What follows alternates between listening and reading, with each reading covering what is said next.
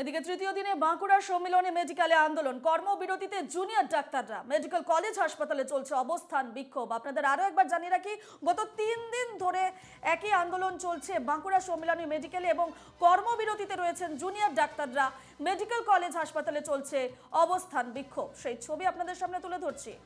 আরজিকর কাণ্ডের পর গোটা রাজ্য জুড়ে আন্দোলনে নেমেছেন জুনিয়র ডাক্তাররা এবং সেদিক থেকে বাঁকুড়া সম্মিলনী মেডিকেল কলেজেও চলছে আন্দোলন। কর্মবিরতিতে রয়েছেন জুনিয়র ডাক্তাররা। মেডিকেল কলেজ হাসপাতালে চলছে অবস্থান বিক্ষোভ।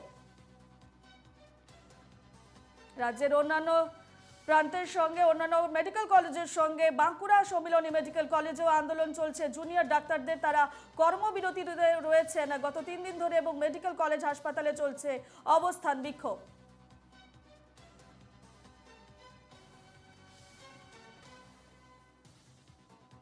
তৃতীয় দিনে বাঁকুড়া সম্মিলনী মেডিকেলে আন্দোলন, কর্মবিরতিতে জুনিয়র ডাক্তাররা। মেডিকেল কলেজ হাসপাতালে চলছে অবস্থান বিক্ষোভ। আমরা এই বিষয়ে আরো বিস্তারিত জানবো। সরাসরি রয়েছেন বাঁকুড়া থেকে আমাদের প্রতিনিধি মানস। 3 দিনে বাঁকুড়া সম্মিলনী মেডিকেল কলেজে জুনিয়র ডাক্তারদের কর্মবিরতি চলছে এবং মেডিকেল কলেজ হাসপাতালে চলছে অবস্থান বিক্ষোভ। পরিষেবার কি ছবি সেখানে, যারা রোগীরা রয়েছেন পরিষেবার কি ছবি এবং বিক্ষোভ চলছে কি আজও সেখানে?